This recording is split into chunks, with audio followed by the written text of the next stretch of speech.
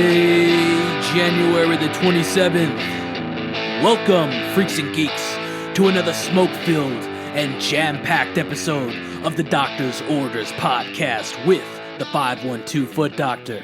The podcast where I meet with some of the most creative and influential people that I know to share stories from the ride of life.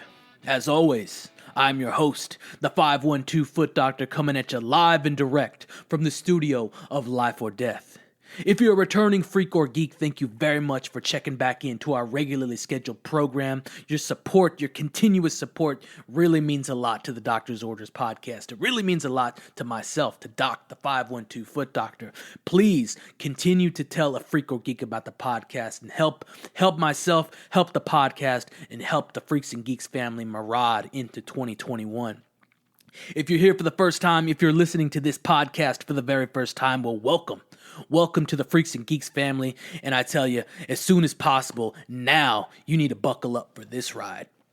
If you are listening to this podcast for the very first time, and if you're a returning freak or geek, remember, check out all of the past 20 episodes that we had so far. The Doctor's Orders podcast has had monumental strides in the year 2020 of its birth, its inaugural year, and it's heading into 2021. We're not even 6 months in yet, but we got to get there. We're getting 6 months, and we're getting a year in, and we're going to go and go and go. But I'm glad you're here, Freaks and Geeks, and again, I'm glad you continue to support the 512 Foot Doctor, and you continue to support the Doctor's Orders podcast, because we're doing big things, and we're going to talk to some amazing people. I do want to make this clear. I do want to state this now, that this podcast episode is a standalone episode. This podcast episode is a reoccurring guest, all right? He's been on the podcast once before, and this is his second time, and he's going to be a heavily reoccurring guest. So get used to this cat. We also have a lot of things planned that we'll talk about, some travels planned, some going out to other studios across the land and doing some podcasting tours, so be ready for that, Freaks and Geeks, but we're going to talk about that in this episode. Like I said, this is a standalone podcast episode, so that means this is not part of Volume 3 of the Doctor's Orders podcast with the 512 Foot Doctor. That will begin February the 3rd. That is Wednesday, February the 3rd. Next Wednesday, that's going to drop hot for you at 6 a.m. Like always, like a tradition, I give you a hot episode every Wednesday with another guest, another amazing, spectacular guest, another interesting, creative, another outgoing guest that has an insight, a way of life, a thought, an approach on life that I want to share with you, Freaks and Geeks, a talent, all right? Anything that I find fascinating with these individuals that have crossed my path, I'm going to bring them to you. This episode, we're going back and we're going to chat with Spud. That's right. The Spudster 69, the official, all right? The real DJ Spud. We're going to be chatting with him. If you recall, Freaks and Geeks, Spud joined us for episode number 7 of the Doctor's Orders podcast with the 512 Foot Doctor, and I always butcher his spot number, so my apologies, big guy. I think I do it one time in this podcast coming up, which you're about to hear, but my apologies on that. So, the last time Spud joined us was episode number 7, like I said, and frankly, Freaks and Geeks, the audio quality was not what this podcast strives to be. So we had to get him back in. We got him in via Zoom this time, so the audio quality has improved, but the heart is there. Everything is there. The conversation is there, and please join us, Freaks and Geeks. Join us for this tale. Join us for this insightful chat. We're going to talk about a lot of tremendous things. We start off getting into some sports talk. Spud wants to bring up a couple of athletes, and we kind of chat about that. It lingers into some more just professional sports talk as well, from baseball to we even dabble into some professional wrestling, the professional wrestlers that we appreciated in our time. We talk some traditions, we talk shoe stories, we talk latest excitements, to we even dabble into and retouch on some of the things that we spoke on in episode number 7 when he joined us the first time. We talked about roses back then. He has some hot roses. He just picked them up as well, so he's going to tell us about that. a lot of ventures that this cat has gone through and is doing thus far. So be ready for that, Freaks and Geeks. It is to come right now on this episode. So without further ado, I want to bring him in here. I want to bring him on. Put your hands together for Spud. What's going on, G? Thank you very much for being here. I appreciate it so much. How you doing today? I'm doing all right. I appreciate you for having me. What's going on, Freaks and Geeks? It's a pleasure to be back joining y'all again. What's really going down? Man, it's Wednesday, opening up hot. You got to start the week off right. You got to start the day off right. A lot of people don't like Mondays. You got to attack Monday. Tuesday's the come up day. Monday for me, the day to attack. Make that come up on Tuesday.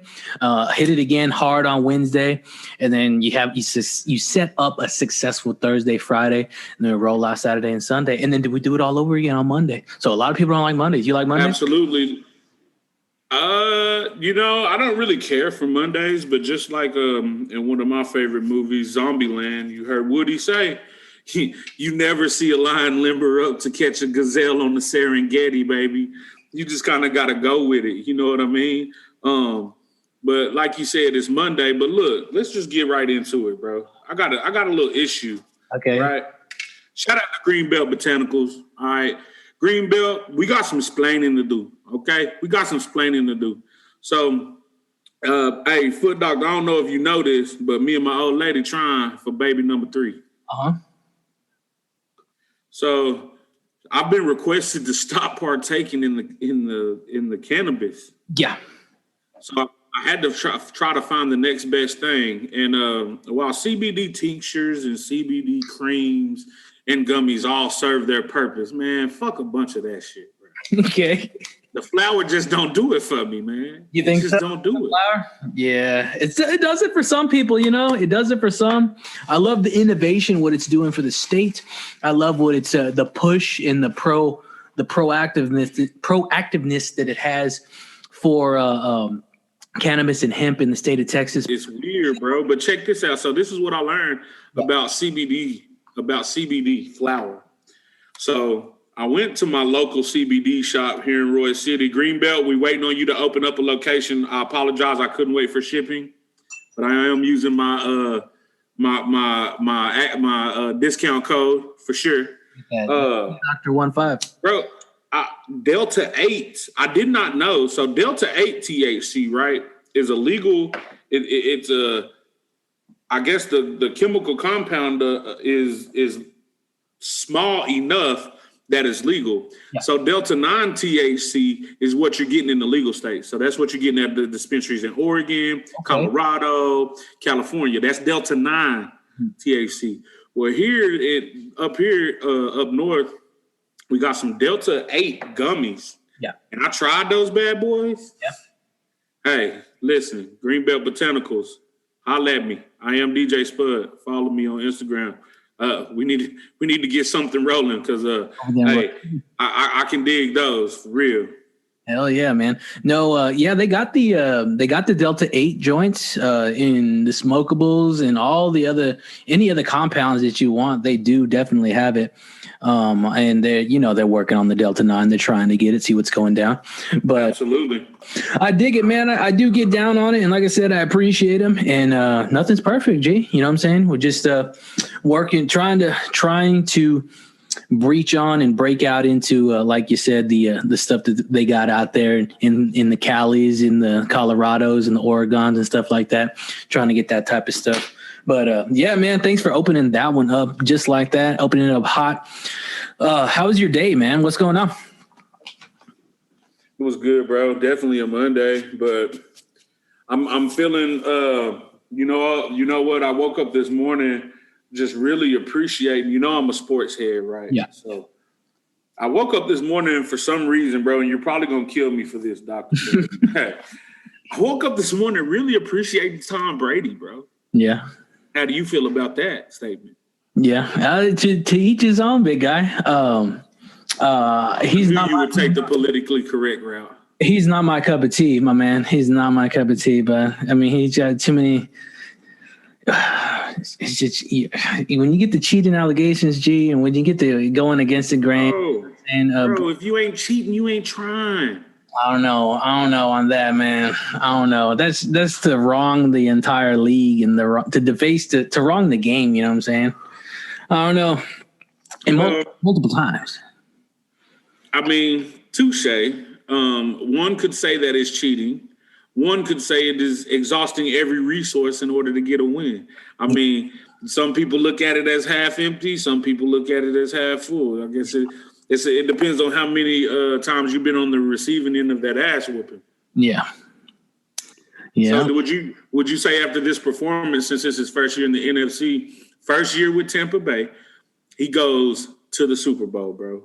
Yeah. No Bill Belichick, underrated defense to begin the year. They ended up playing lights out. So are we talking GOAT talk? What do you think? I want to know what you think.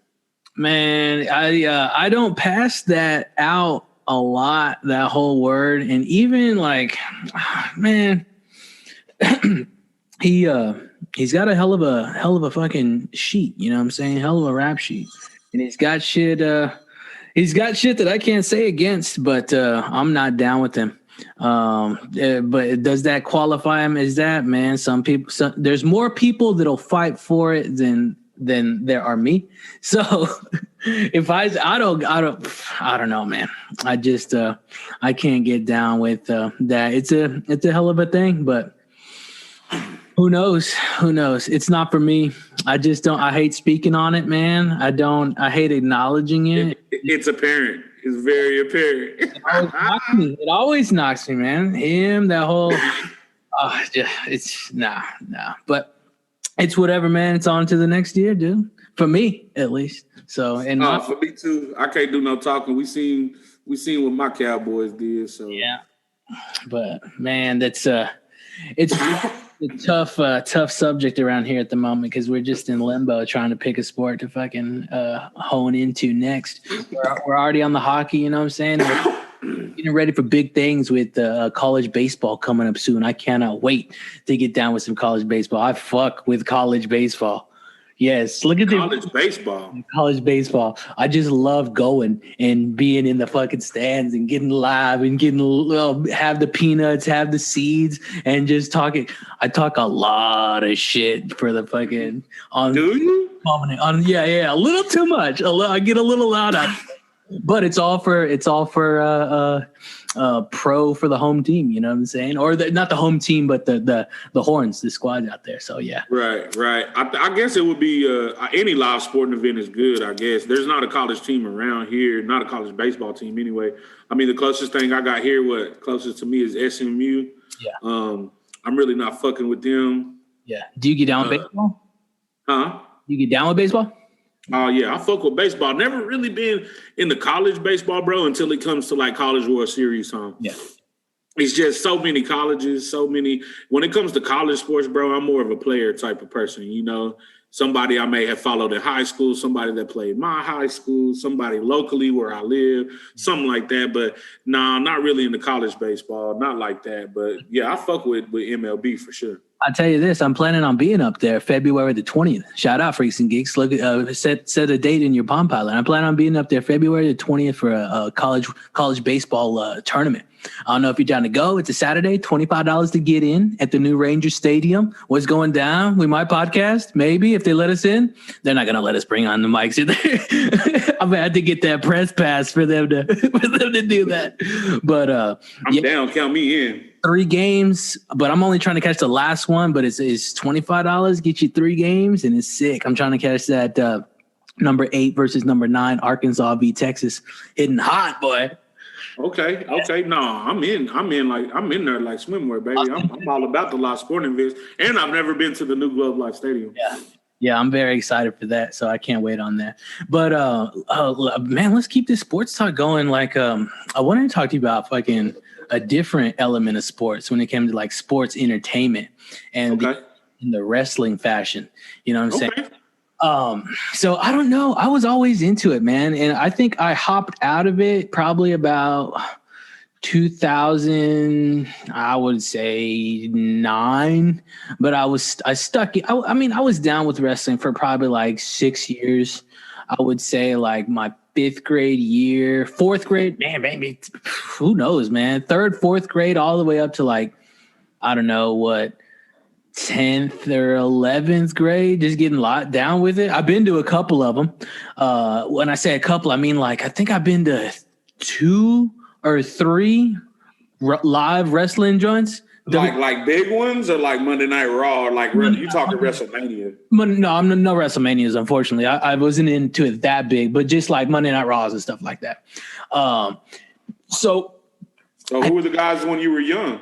The guys when I was young, so The Rock was heavy, and I thought that was my guy, but Stone Cold was in there. You know what I'm saying? Stone Cold, sure. In all honesty, is my jam. I really get on the stunning Steve Austin, fucking out of Victoria, Texas. He's killing it.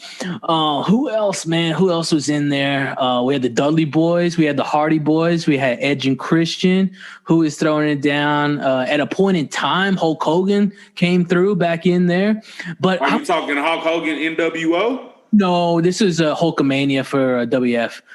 But for some reason, I didn't get down with WCW or ECW. I was stuck on WWF, and that's where I fucked up.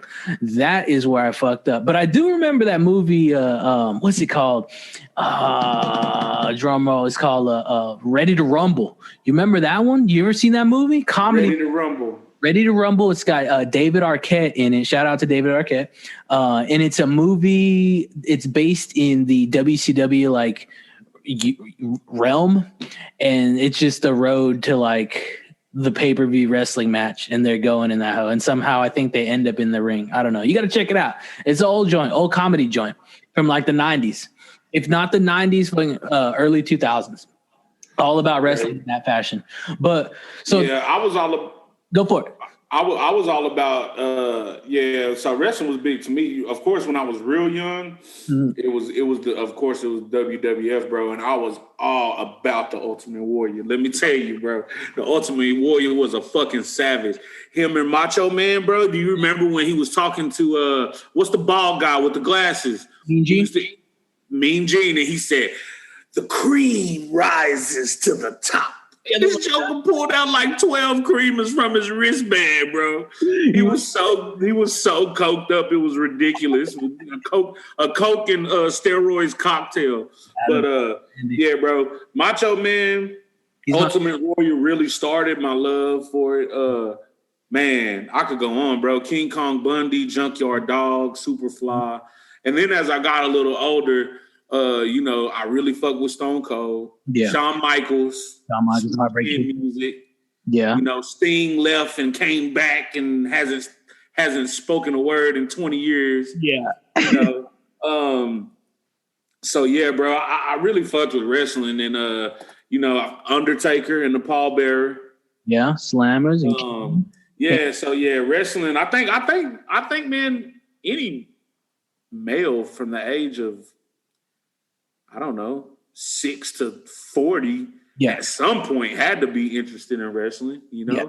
I mean, we used to watch that Monday Night Raw, bro, me and my brother. Yeah. And then go tear the room up. Yeah. Yeah. So when and I know this is like we shouldn't be talking about this, but like when did you realize that it wasn't what you thought it was? Bro, to be honest with you, this is kind of embarrassing, but probably a lot later than I should have. Like when I found out that shit wasn't real, I was crushed. Yeah. And how I found, and oddly enough, how I found out it wasn't real, bro, is when Owen Hart fell from the rafters into the ring. And it was the accident that actually killed him. God bless the dead. Shout out to you, Owen Hart. Whenever do you remember that accident? It was at a pay-per-view wrestling event. I don't remember which one, but it was like a stunt gone wrong. It was maybe like Royal Rumble or something like that. I'm possibly wrong, but it was a horrendous stunt gone terribly, terribly wrong. And there is no more. Oh my! So it was a lot later for me, bro. I mean, I was into the WCW versus WWF video game on PS1. Did you ever get down with ECW? Nah, bro. About the time ECW came around, I think I had crossed over. I was at the threshold of wanting to be too cool, and I was ready to leave childish things alone, so to speak. You know what I'm saying? So I never really got into ECW. Now I find myself every now and then, you know, surfing through the channels, and I'll end up stopping and getting caught up for a minute. Mm-hmm. But you know, to me now, it's not. You know, I don't know. It's kind of now I have no idea what's going on, and there's not a lot of like the flash that it used to have, the style, right. The presence, and the fact that these cats could go on and put a promo like that and then just walk into the ring and continue doing it. You got thousands of people surrounding you. We're not even talking about like a traditional, like we're just talking about a Monday or a Thursday night. All right. Just a spot that would have been at your local major arena in whatever city that you would have been in. Vince McMahon would have been there. It's Monday night, it's televised, and you got these cats coming down the ramp, sliding into the ring, doing just throwing everything that they got. If they got a belt, it's even better because they're gonna get up on that turnbuckle and they're gonna drive everything crazy. Hell yeah, bro! Like the Dallas Sportatorium. So that was the venue when I was a kid, bro. Okay. It was the Dallas Sportatorium. Maybe very late 80s, super early 90s. It's not even standing no more. I don't even know when it got tore down. I remember, though, I had to have been 4 or 5. That's when I fell in love with the Ultimate Warrior, bro. Yeah. Going to the Sportatorium, seeing, of course, if you're from Texas, you know, you're going to love the Von Erichs. Yeah. You know what I mean? So, yeah, I can remember that. But, man, you know, people can say it's fake. But, man, you know, back in the day, they might have done one show that was going to be televised a week. And then the rest of the days, they're doing live spots, city to city to city. Big traveling. Have you ever taken a look? Have you seen any like Andre the Giant documentaries or anything like that? No. You got to check that out. We haven't even talked about him. And this guy, like his hand, just the hand size alone, like if you were to like, he's got a photo of him holding like a beer, and then there's the human hand holding like a beer, and it's his hand looks like it's just the can is just miniature, yo. Yeah, scary human being. I don't know where I remember this from, but I remember Hulk Hogan telling a story, bro, about how he tore his pectoral muscles trying to body slam Andre the Giant. Yeah, that's a large human being, bro. Man. You know? Big jumbo. This guy, I think it was Jake the Snake that was talking about stories that before Jake was a wrestler, he was a driver. So he was driving Andre from event to event to event to event, and he was saying Andre had like 50 beers in the back and was just killing them on the way. Beer, just driving and just killing them and getting out the next spot and just going in and doing another set. But yeah, shout out to Andre the Giant. That's a tremendous cat right there. Like, do people talk about him anymore? Do people talk about these old heads? Are people talking about like you said, the Randy Savages, the Hulk Hogans, the Ultimate Warriors? Are people talking about these people anymore? You know what I'm saying? I mean, there's a few of us. We're doing it right now, but like, I don't know, man. I think that those old guys, bro, you have to really, really, really be a true wrestling head. I don't think these kids now, I don't think they even care about none of that shit. You know what I'm saying? But it was different then, because that shit kind of, you know, we didn't have all the shit we had at our disposal today. So that shit kind of shaped your childhood. You know what I'm saying? Storylines and the storylines and some of the wrestling moves. Hell, it's probably some people out there that you know, was able to defend themselves at some point against a bully or something. Yeah, you know what I'm saying? Watching one of those guys. But you know, I don't really see people really talking about it no more. And only the true wrestling purists. I would say it was, I don't know, recently, probably within the last, 4 or 5 years, that I just came to the realization that while it's not like what it's all out to be, because it's a huge presentation and it's this huge performance, they're still going out there and doing a couple of joints. You know what I'm saying? They're still going out there and they are acting. They got a script. You know what I'm saying? So it's an acting. It's a huge performance because they're sticking to character. They're not in that mode when they're just chilling and posted up. You know what I'm saying? And they're going off. They have a script. They have a guy. They have a direction, and they have that character there. But when I realized that, I was like, oh shit, because they're acting. They gotta go. They don't just roll up into the ring. They gotta practice it. You know what I'm saying? They are these lines. They're telling a story. It's not like these stories are they just pop up, just generate, because it don't work like that. They got to work out like who's gonna get the title, who's gonna.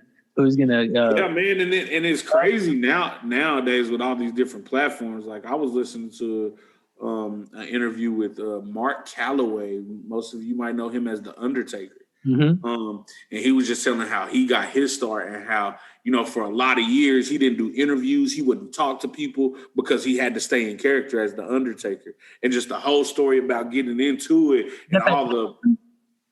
Is that the most recent one? Yes. Okay, yeah. I got a buddy that was there. A guy I know was there in the room. The other guy was there. Really? Yeah, the other guy, because you see him. Yeah. Freaks and Geeks, go watch that one. That's the latest interview, the most popular interview. We're not going to drop the true name, but with the Undertaker. And I know a guy that was in that room. Not the host. That's dope. That's dope, bro. But yeah, just him talking about how he got his start and just how it wreaked havoc on his body. And you know what, bro? Yeah, they're acting, but do you know what it must be? You can't say they're not athletes, bro. For a 300-pound man to pick up another 300-pound man and fly through the air with him, that takes a little bit of doing. It ain't for the faint of heart, for sure. Did you ever watch that show Glow? No, Glow. Check that out. You should check that out. You should check that out. It's a wrestling show, but Glow is the oh my goodness, I'm the glory of glorious ladies, gorgeous, glorious ladies. Let's come on. Let's look this up. Really quick. Come on. It stands for of wrestling, ladies of wrestling. It is here we go. It is the gorgeous ladies of wrestling. All right, so it's a show about this like female group of wrestlers. And it's 3 seasons long. It's on the Netflix, so go check that out. That's not a plug for Netflix; it's a plug for Glow. And then, but it's all like the other side, the production side of it. It's fiction, and it's great, yo. I think you would really dig it. It's comedy. I think they're like half-hour sets each one, and it's just this progression of like this failed actress. She's a failed actress, and she's like, I got nothing, and then she sees this fucking post for come to the gorgeous ladies of wrestling and try out, and she's like, that's all I got. So she goes and tries out, gets in the squad, and they form this whole. They go to Vegas and they do all this stuff. But you should check it out. It's all female based. So I don't know if the lady, I don't know if she gets down with that, but if she, I think the ladies do dig it, because my wife dug it. She liked it. It's a little comedy. So it's got its funny joints and stuff like that, but it's all from like a female perspective. I think it's based in the 80s, and it was a true joint as well. Like it was real back then, called The Gorgeous Ladies of Wrestling. And then they took this, like you could watch that shit on TV. And I think they adapted a lot of the characters from it. And then here is like the story, the fictional portion of it, like more so from the lives of the cast members. You know what I'm saying? It's fully based on the OG, like Glow and all those characters, but it's got the same like push. A lot of it is. But yeah, I think you should check that one out. That's a jam. It's very entertaining, yo. And it's the TV show, you know what I'm saying? But I think you'll dig it. What else are you watching right now, since we're talking about series? Hell yeah. Well, I've been watching. I wanted to watch. Hold on. I've been watching this show called Silicon Valley. It's a Mike Judge track. I don't know. Okay. Do you know who Mike Judge is? Big. Okay, so Mike Judge did King of the Hill. He's that guy. Okay. Beavis and Butthead. That movie Office Space. I don't know if you ever seen the movie Office Space. If you haven't, go check that motherfucker out right there. And then what else did he do? He's done so much other stuff, but it's a comedy about. It's called Silicon Valley on HBO. It's already like done. It's I think it's already started and ended. I think it's 6 seasons, and it's about these like tech nerds and programmers that are trying to create the next best tech thing. And okay, yeah, I would like that. I'm gonna go check that out. Silicon Valley. It's an hour long, and it's like they make it, and they're just continuously getting fucked at like trying to push it off. They're just it's a huge rabbit hole of just trying to push the product, and it just doesn't work out. You'll like. I think we're on like season 4 or 5 or something like that. But what about man? I think that I could go on. What about you? Man, bro, I'm on. If Freaks and Geeks, if you ain't checked out Your Honor, I believe Your Honor is on. I think it's on Showtime. Okay, I believe, but I'm no spoiler alerts. But so it's about a judge in New Orleans, and his son is involved in a hit and run accident that kills a crime boss's son. Okay, and the crime boss finds out. Kind of gets a gist of what's going on. So that's all I'm going to say. But, bro, Your Honor is fucking crazy. The star of the main character, the judge, is played by Michael Cranston. Really? Oh. Yes, bro. So that should tell you the quality that you're getting from it. Yeah. It's really good, bro. So I'm on that. I'm on another series. I don't know what network this one is on. It's called The Undoing. Well, hold on. That first one you spoke about, what time period is it based in? Modern time? Your Honor, yeah, it's recent, bro. It's modern. I mean, like present day. All right, Your Honor. All right, Bryan Cranston. Who did I say? Michael, I think. Michael Cranston, Bryan Cranston, whatever. All right, yeah, I think I've heard about that. That's recent. That's last year. Bro, it's really good. Of course, I'm on Power. That's the Rock joint, right? I mean, excuse me. No, that's 50 Cent. That's 50 Cent. I'm thinking Baller. I'm doing Baller. Okay, yeah. Baller, yeah. You're talking about Baller, which is also a good one. Yeah. So I'm on Power. I'm on Your Honor. I'm on The Undoing. Like zombies or vampires? No. The Undoing it's just, I don't know, bro. I find myself falling deep in the wormhole of these good to do people who get caught in fucked up situations. Okay. So The Undoing it starts out with a doctor. He's having an affair with his wife. His mistress comes up dead. And it just goes on crazy from there. You know, his wife finds out he hasn't worked at the hospital in months. But anyway, I could go on and on and on. But yeah, y'all, you should check that out, bro. Those are that's kind of what I'm watching right now. And I haven't quite made it through the documentary, The Social Dilemma. I'm kind of scared to get all the way into it just because I consume so much multimedia in a day. Yeah. Or just, period, just with, social media, we're getting, I listen to a lot of ebooks. I find myself reading articles, on my phone. And but I want to get into The Social Dilemma that talks about just how, that shit is there's a lot of thought into it. And there's a lot of science behind getting people hooked into these devices and, the billions and billions of dollars that are made for the consumption of these things. And I'm one of the biggest consumers, so I definitely want to get into that, but I'd be lying if I said I wasn't a little bit, apprehensive about what might come of it. Let me ask you this.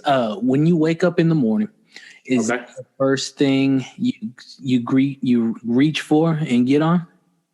No. Okay. No.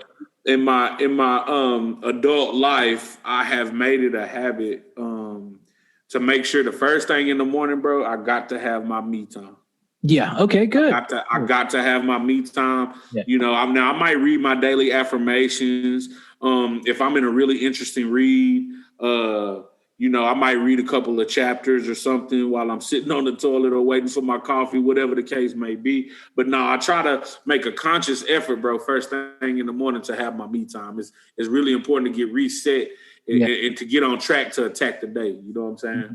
Yeah, I can agree with that. Because I kind of have it. I do have it, but Like I think there's that first 30 minutes that I think that I need to have it more. I would say even in that first 30 minutes lately, I've been having it. I need to not have that. I did it this morning and it was a fucking tremendous start. I was early, boy.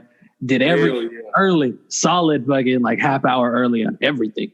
And then I don't know, like I didn't do that last week. So this week, yeah, we're gonna know on the phone, get right to it, cut the shit, get to it. How do you like your coffee? I don't know if we talked about coffee last time. We did not. No, we haven't had coffee talk, bro. It really depends, but man, hey, I like my coffee black. Yeah, me too. I like my coffee black.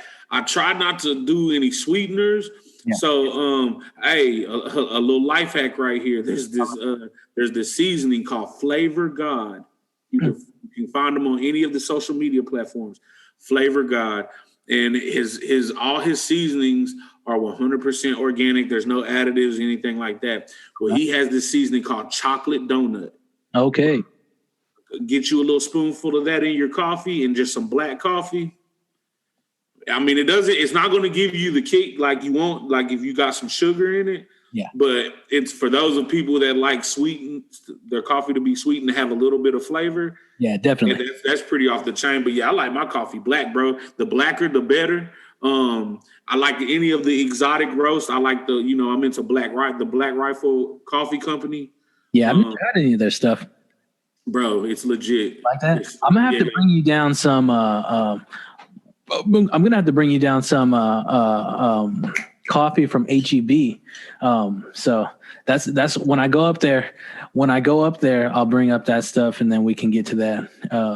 Yeah, man, I think that'll be hot. What do you use? What are you using to brew? Keurig. Okay. All right. Keurig 2.0. So if I have little cups where I can get my own ground coffee and make them, or like I'll search online. Like that's why I like Black Rifle Coffee Company. Any of the like you go to here, we have a farmers market down in Dallas. I think it's like on the first and third weekend of the month. There's a lot of guys down there in Deep Ellum that are doing some things with some coffee, bro, that have the little Keurig little cups that you can brew for a cup. Yeah. Or I have the Keurig 2.0, which has a bigger cup where you can brew a pot. Oh, shit. Okay. Yeah, but the Keurig is life-changing, bro. Some people think it's cheating, but I like it. No, we got a Keurig, too. We got a Keurig. We got one. I think she's got, like, the cappuccino joint. Do you ever get down with the French press? With the what? French press. A wrench press? French press. A French press. What the fuck is that? Right, so check this out. French press is another form. I think you dig this. All right, so check it out. All right, I'm going to bring this up. Well, Freaks and Geeks, we're traveling. We're doing the tour. We're going up to Royce City first weekend, first portion of spring break, and we're going to hit a podcast from the studio up there in Royce City.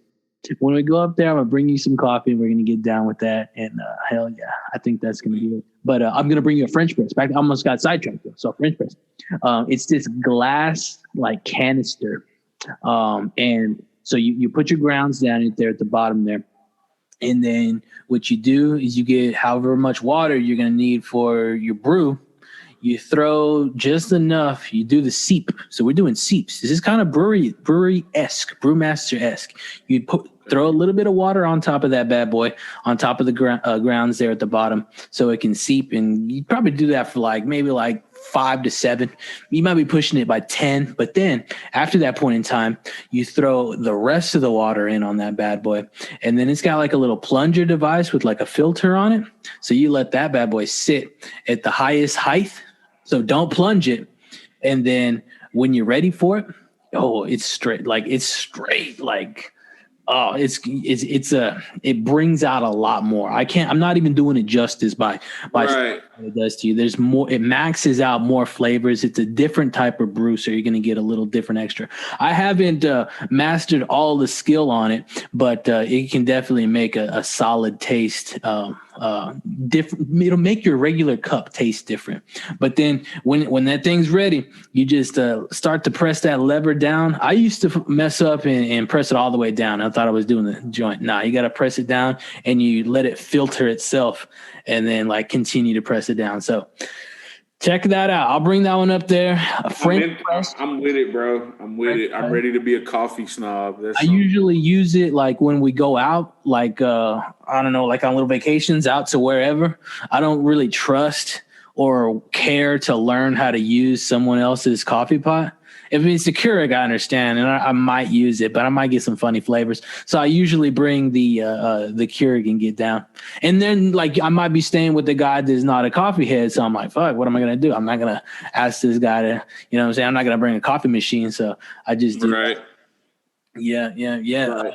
I'm into it, bro. I find out as I get older, bro. I start getting into like, bro. I never thought I'd be into coffee, and I'm into coffee, cigars. I actually want to taste the whiskey to see what it tastes like. Yeah, you know. Yeah. So that's dope. I'm excited. I'm actually kind of excited about this French press, bro. It's strong. I see. I gotta learn how to do it better. Because I don't know, I think I might put too much grounds to water in it, but I need to work on it. I haven't got the ratio just yet. It's an interesting thing. So last time we spoke, man, just to get some more, to dive in a little further into our past. Again, that was episode number 8 that we caught Spud on the Doctor's Orders podcast with the 512 Foot Doctor. We were talking about David Austin roses and trees. What's up, G? Bro, okay. Here we go. We're going deep. Open up the wormhole. Here we go. So look, I've since learned more about these David Austin roses, okay? These David Austin roses, I don't know. So we're going to bring everybody back up to speed real quick. So David Austin roses are roses that were bred, I believe is the correct term, over in Europe, in England. Yes, is where they originated. And so they're supposed to be like a bigger bloom, more fragrant. Yeah. More hardy to like diseases, more drought resistant, just pretty much a better rose. And they're not cheap, bro. And they're not easily found either. I mean, from where I live here in Roy City, bro, I had to go to Tyler, which is like an hour east. Oh yeah, that's way out there. Just to pick them up, bro. Well, but that's check all the roses in the Texas, you know what I'm saying? So that's interesting that's where you had to go. Yeah, that's crazy. And it's one of the only places in Texas to get them. There's only, I think, 2 other places to get them in Texas.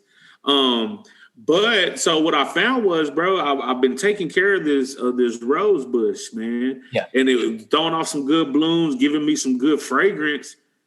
And about the time, after all the reading I've done, I figured, okay, about this time it's going to start dying off. I should start pruning it. Well, bro, it never really started dying off. None of the leaves turned brown. And so I said, man, I ain't got the heart to do it. Because, you're supposed to prune your rose bush like down 75%. Yeah. And, bro, I still have blooms on it. No shit. They have not stopped. Really? That's crazy. Is it outside? Oh. It's outside in my flower bed in dirt. Jeez. So it's hit all the weather that we've had. Man. I mean, and it is still throwing off blooms. So I'm on those David Austin roses, bro. So this spring, y'all come holler at me, DJ Spud. Check out my David Austin rose bush flower bed garden. Y'all come holler at me, take some pictures. $19.99 with shipping and handling. Hit them. Yeah. What color are they? Red. They're called Dorothy Bustle. Dorothy Bustle. Gee. Dorothy Bustle. So that's the one. Now my others that I got, they won't come until springtime, but I can't even remember all the names, but the one that I can remember is the Road Dahl, who's an English author. It's named after an English author. Yeah, he did Charlie and the Chocolate Factory. He did a bunch of joints, yeah. Bunch of those heads. And they're like a apricot color. Okay. So yeah, I'm excited about my roses, bro. As far as trees, I'm thinking about getting some fruit trees here, but I've had fruit trees in the past and man, that's a lot of work because they throw off more fruit than you can eat. Yeah. But I'm all about it. Gotta save a tree, baby. Yeah, what are you thinking about getting on? I was thinking about a peach tree, but they're not really like trees. They're more like large bushes. You know what I'm saying? Like those citrus citrus ain't necessarily a tree. It is, but it's like a giant bush, you know? Yeah, they have to get really mature and really old for them to get real big. Yeah. Like I had a pear tree or something like that, you know? It's totally different. Right. I had pear trees in our backyard growing up. Yeah. And before I moved out here where I lived at before, I had a pear tree. And pears are good, bro, but they throw off way too much fruit. Yeah. But yeah, I'm thinking about a fruit tree. But hey, peach trees, bro, peach cobbler, peaches are good. Mm-hmm. Good source of antioxidants and vitamin C. Yeah. Check them. God damn, boy, where'd you get that at, bro? Where'd you get? I'm trying to get some pines out there in the back. 2 pines, twin pines. Oh, okay. Those are fast growing, bro. Shout out to them all. But so the roses, we got the trees, man. The bonsai. You remember the bonsai from last time? That bad boy's going jammer. It's good, man. Oh yeah, what kind of bonsai is it? Do you know? Juniper. I don't want to say Japanese. It might be Japanese juniper. Pretty sure Japanese juniper. Mine is a fukin tea. See, I see you. Fukin tea. You're supposed to be able to take those leaves and brew tea. I tried it, and it wasn't all that good. You know what I'm saying? But the tree looks cool, so fuck it. Yeah, that's dope. Let's see. Let's move it on to something. I wanted to talk to you about like traditions. Do you got any traditions? Not necessarily like Christmas or anything like that, but like, I don't know. I had football traditions. Mine are wacky. I don't really want to get into those, but I'll get into some other ones. But like, man, I don't know, traditions where there's a different type of year or just certain times of the year that you do certain things that are, I don't know, that are special to you. Whether it's going to certain events, concerts, be it, or festivals, be it, or traveling could be a tradition. You got a tradition like go a certain place or, I don't know, anything like that. Again, I'm not trying to speak on like holidays or anything like that. Yeah, I got a tradition. It was kind of dying. And I mean, I don't know if you can really qualify it as a tradition because I haven't done it in a while. Yeah. But it used to be on my radar, bro. Camping out for shoes. Yeah, that was a tradition that I really enjoyed, and it normally happened the holiday release because you knew, the 11s was coming, especially the Concords. The Concords in 2010, maybe. That was a fucking epic ass camp out. Yeah. There, shout out to Golden Triangle, Hibbits. Yeah, Cap It Out for Shoes is definitely probably now that I think about it, bro, that's probably like my favorite tradition. If we're not talking like Christmas and family traditions. Yeah. Well, what you got on family traditions? Family traditions. Well, we got your typical, Christmas, the family reunions. I really can't think of one that's just all that different and all that interesting. Now one that is a little different though, as a kid growing up, one of our traditions was we would have Sunday dinner at my grandma's house. It's live. And we would watch the movie Friday. Okay. Every Sunday. And I come from a group of women that was deep in church, but oddly enough, bro, we couldn't listen to cuss and rap music or we couldn't none of that. But Friday came on and it was it was the explicit version. Yeah, the tape. And it would be playing in its entirety every Sunday. Yeah, that's crazy. Man, watching. What about you? Oh, see, I can relate to you on the shoe tradition. That's definitely, I remember that was great. Holiday things just like that. We spoke about the biggest tradition I remember for the North Texas area, and I spoke about it with episode 19, Brandon Epica, going up to those Christmas parties, man, hitting that. Yeah. That was huge, man. Just those were the hot cocoa and Christmas sweater, Christmas parties in Deep Ellum. Yeah. Traveling, I think, is like, I guess, a tradition of mine. I've traveled like I guess back in the past, traveling out to like West Texas and doing shit out there. You ever do any shit out there in West Texas? It'll be I don't really have anything good to say about West Texas. Yeah. We used to get out there, and I don't know.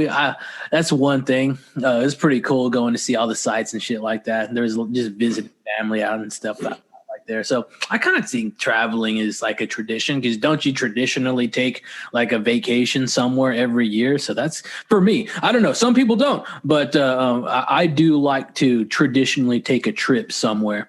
That's why I kind of alluded to it at the beginning. I mean, I really like the East Coast, hitting up there. That's always a spot. I love doing things out there. And that's where I traditionally tend to want to go to. But like I said, just in general, like the tradition of traveling somewhere and liking to do that. So would every time I see Forrest Gump on the guy when I'm surfing through TV and watching it from that point on, is that a tradition? Does that count as a tradition? That's a tradition. Yeah. Yeah, because I cannot pass Forrest Gump, bro. If it's on, it don't matter what part of the movie. If I see it on, I'm watching it. Have you ever seen it in theaters? No. It's a pretty good jam, G. I've seen it. I think that came out on my birthday, but like a couple of years after, 4 years after the fact. So I was already going down. It came out. But yeah, I love that film, man. It's a hot joint. Used to be my favorite film. I don't think it is anymore, but I really do like it a lot. Okay. Definitely not your favorite, man. That's kind of, well. It used to be. It's still in probably top 5. Still in probably top 5. I do love that film. That's a jam. I do. Oh man, let's see. So your DJ journey and update. What's up with that? Because you were talking to me earlier. You told me an out of sight story in Freaks and Geeks. You got to hear about it. Let's go on the DJ venture. Let's see what's going on. Let's talk about it. I mean, bro, I need to get better. I don't really know what to say about it. I'm learning what loops and taps are. You have a drum pad? You got a pad? Huh? You have a pad? No, I have well, it's in the other room, but what I'm rocking with is the DDJ 400 by Pioneer DJ. Okay. That's what I'm starting off with, bro. It's nothing. It's your, I would say it's probably your, I guess your run-of-the-mill beginner, maybe on the higher end of the beginner spectrum of DJing. Okay, 2 little tables on there. Right, and they don't spin themselves, and they're not made of metal. It's pretty lightweight, but I mean, it does what you need it to do. You know what I'm saying? I mean, it does every DJ function that you need. It can do, and for the price point, I mean. You know, I don't know. It does the job for me. You know what I mean? I need to get better. I really need to. I'm trying to fight against the statistics right now. I read that like 90% of people who get into DJing quit after 6 months. I think that's with a lot of stuff, though. Yeah, but I think you're right. It is with a lot of stuff, but I can see why with DJing though. Yeah. Especially how adamant I was about getting into this DJ Spud persona and you know what I'm saying, getting all this stuff. And it is cool, don't get me wrong, but I guess what inspired me to want to try DJing, bro, is when I hear music different than everybody else. I hear music levels like you watch a movie. Yeah. You see what I'm saying? So when I hear music, I have this thought of this picture in my head, right? And so whenever I'm trying to channel DJ Spud, I'm trying to put together through these turntables what I'm picturing in my head, and I'm trying to get everybody out there to feel that. Yeah. Sometimes it works, sometimes it doesn't. It also doesn't help that I'm biased in my music selection. Yeah. And what I mean by that is I'm not really, don't get me wrong, I'm not shitting on nobody. Yeah. But I'm more of I like the southern genre. I like what Pimp C would call country rap tunes. Yeah. Great stuff. I'm all about the old Rap-A-Lots and the No Limits and the Suave House Records, Tony Draper, Jay Prince, Master P. You know, I fuck with T.I. and Jeezy and Gucci and all of them over there in Atlanta, but I'm more of a right here, the Texas, Louisiana, you know that Swisher House. Swisher House, yeah, I fuck with that. I fuck with Swisher House. I fuck with Screwed Up Click. So you know, I guess if I open up my horizons to my music, but I feel like, hey man, if I want to be a DJ, I want to play what I want to play, and I try to get people to like it, but I'm not doing it for anybody to like what I'm doing. I'm just doing it to try to get this production that I see in my head out to people, and you know, hopefully somebody gets with it. I think so. Sometimes it's heavily influenced by fungi. Yeah. Yeah, I got on some of that recently, but I don't. It was okay. I shouldn't have done it because I had stuff to do, and I thought it was first mistake. I thought it was going to help my stuff to do, and nah, it didn't help my stuff to do. I was like, all right, I got to turn this off now. I got to get to work. It was like, right? No, we're not going to do that. It's like, fuck. Right. Yeah. But yeah, I'm taking any pointers. Brandon Epelka, I know you're here closer to me. Hey, bro, holla at me. I'm willing to take any pointers. I can also sometimes be lazy in my education and stuff, bro. You know, like wall maybe try and get over that wall. Right. I'd rather just talk to somebody and say, hey, bro, what does this button do? What is this? What is this? What happens if I do this? You know what I'm saying? And and I'm finding in the crowd, like the guys that are good, bro, if you're not going to do the work for yourself, they don't want to fuck with you. You know what I'm saying? They don't want to help you, which I can respect that. So, but like I said, you know, hey, I'm looking for some type of apprenticeship. Somebody teach your boy something. We want to have it rolling. You know what I'm saying? I'm all about having a good time. Yeah.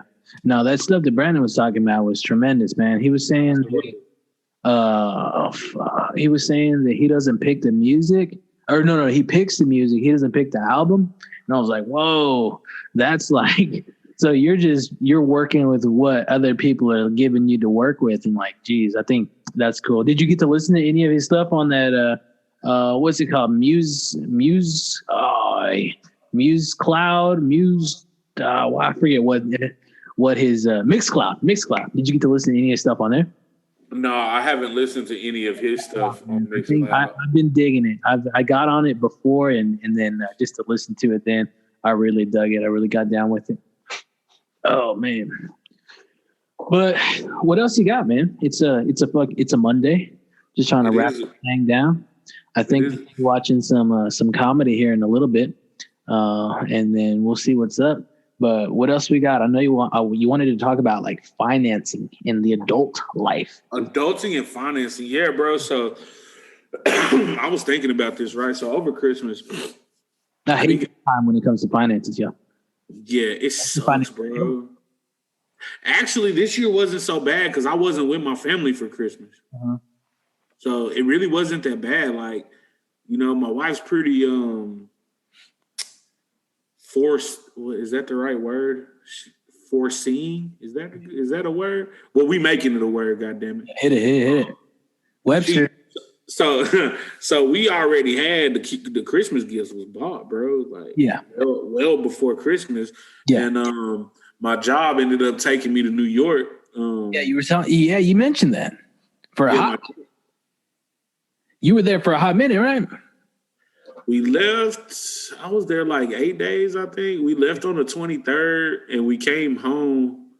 We got home New Year's Eve. We were home for like 2 hours and had to get back out and go back to out west to Abilene.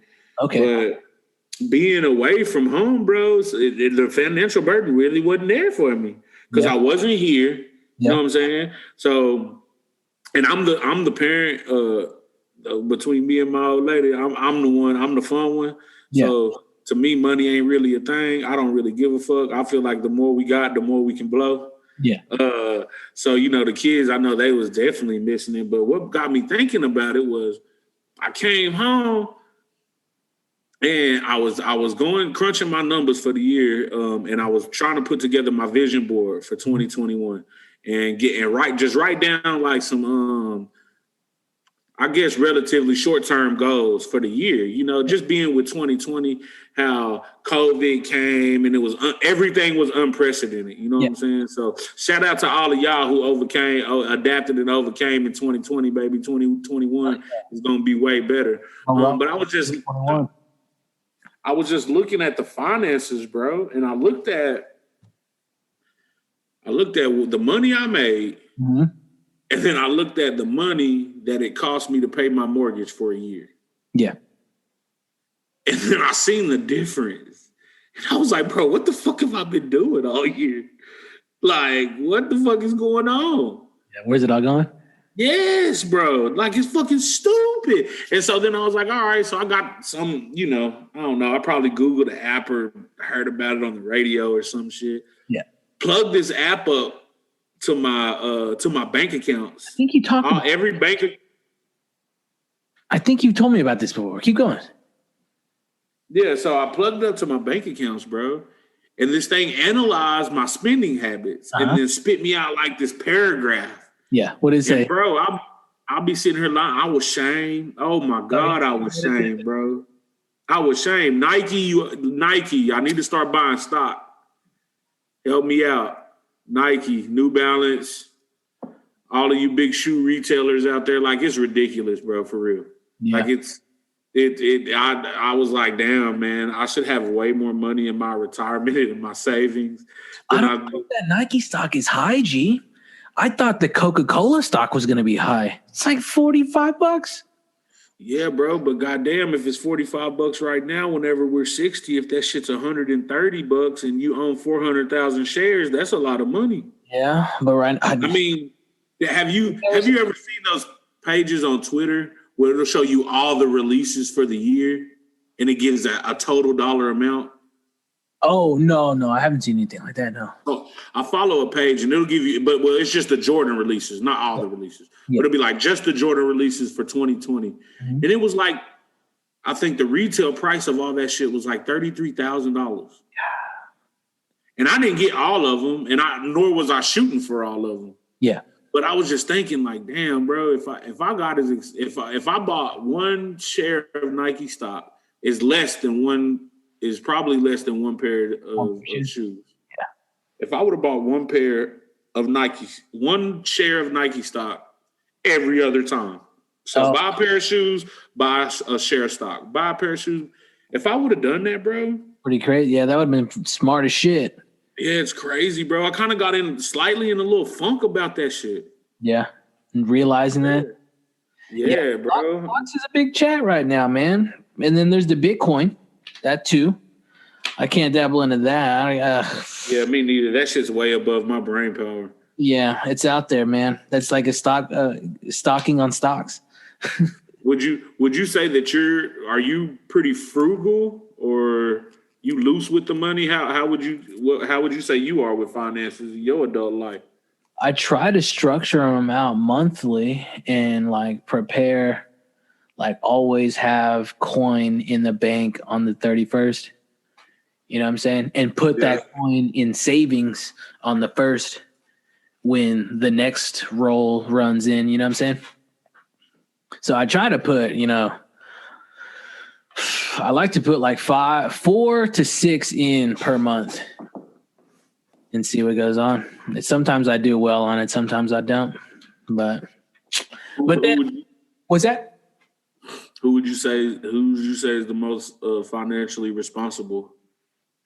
It's got to be her, bud. Yeah, I say it's got to be her, most definitely. But as far as like, I'm not talking about like neither of us do like outrageous like spendings on shit like that. They're all structurally appropriate. We all consider there's not a lot of impulses. There's not a lot of impulses on either side.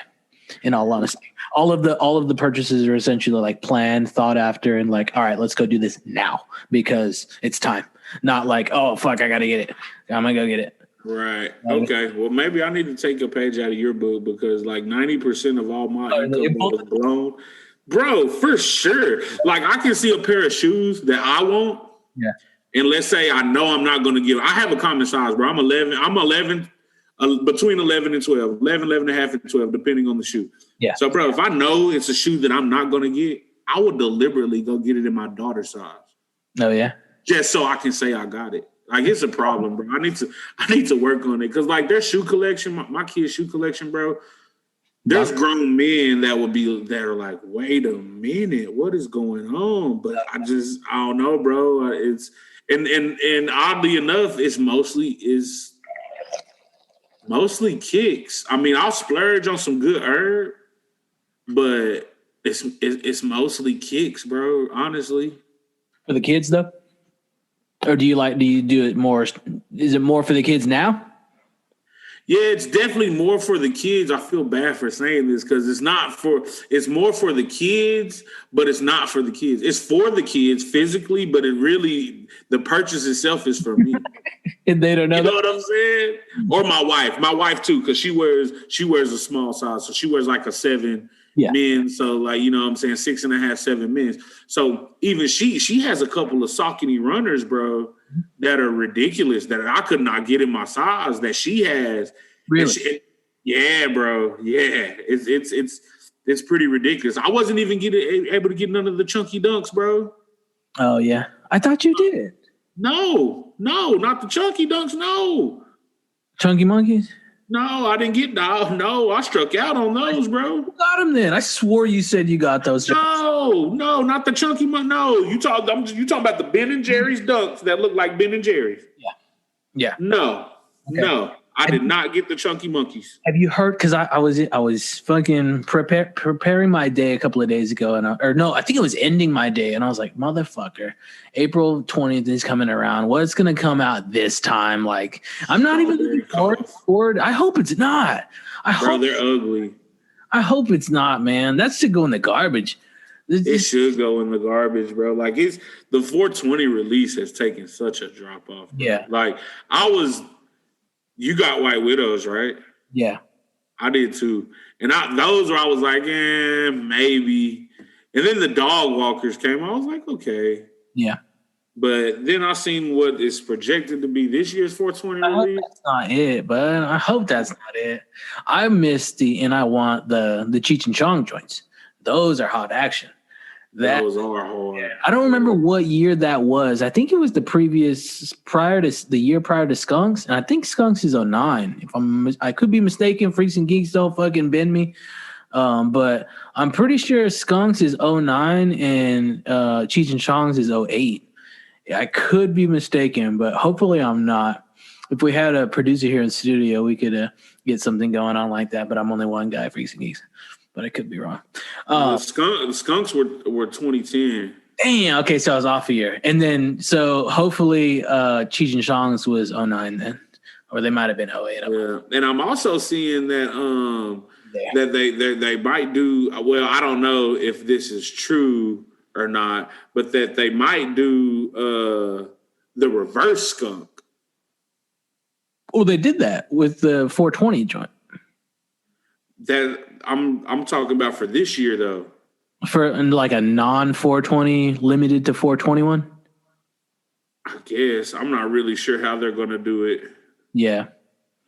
I think it would be dope to see some colors if they did them like lobsters. 420 the skunks, but like lobsters, like a red one. Yeah. Like a blue one and a purple. Well, there's already the other purple one, but I don't know, some dope other colors, maybe a yellow one. I think that would be kind of sick on that, all those colors of but then again, who knows, man. I don't know if you saw, I got those Black Sabbath Lakais. I dropped a video on the Insta and I was doing a little review on those. I've seen those. Those are pretty dope, man. I like the box and they're very, very simple and I'm glad I was able to get them.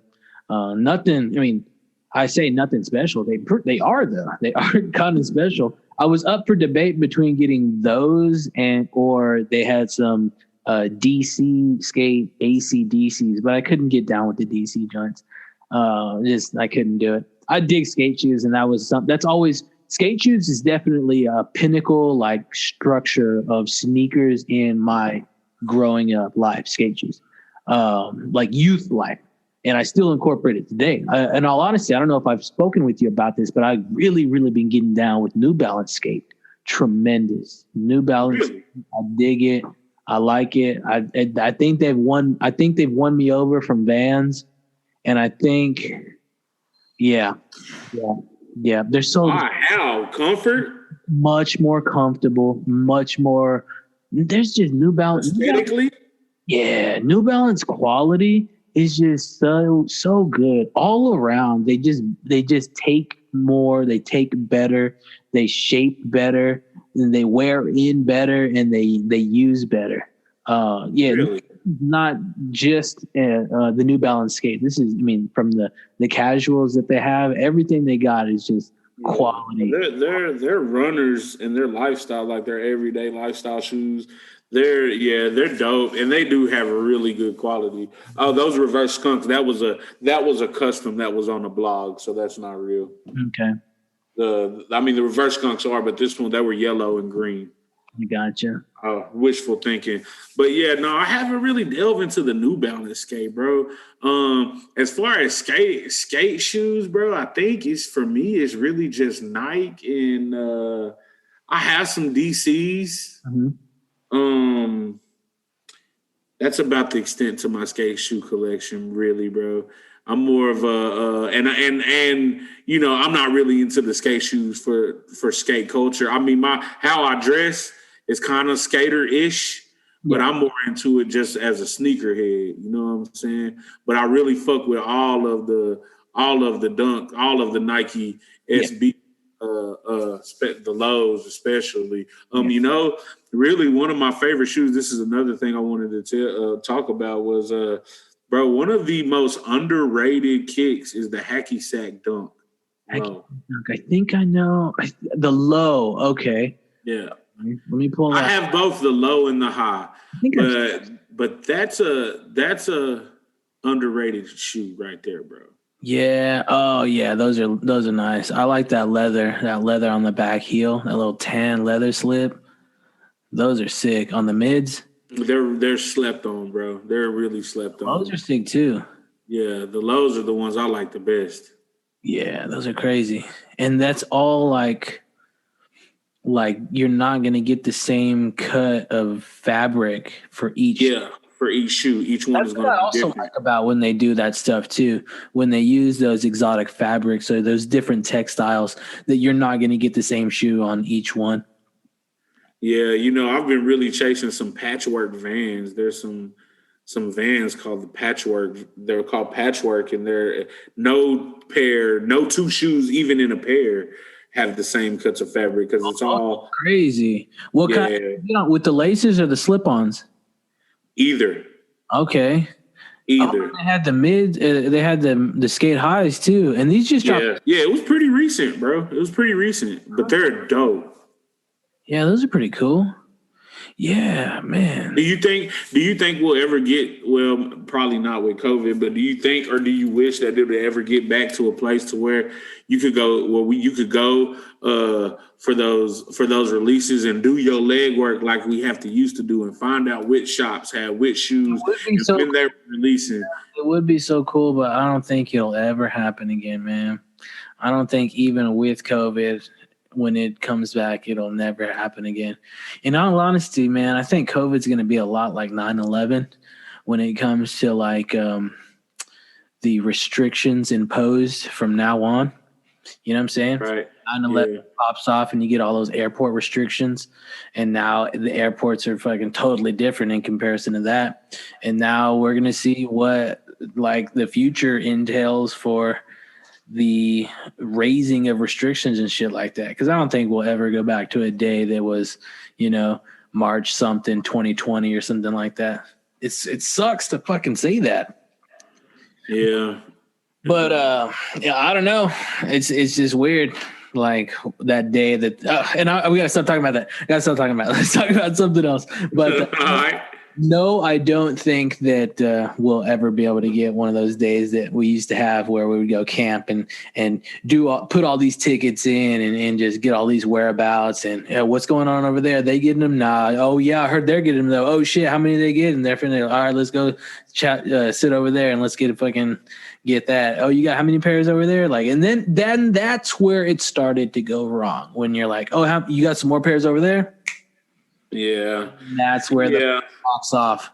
Yeah, because they used to separate in the sneaker world, bro. They used to separate the men from the boys. Mm-hmm. Like, you know, you had your heavy hitters who you know, the back, you know, I would say as recently as probably 2017 is the last time I actually camped out for something. Yeah. And I just wanted to do it because a good bunch of guys I know was camping out and we just wanted to.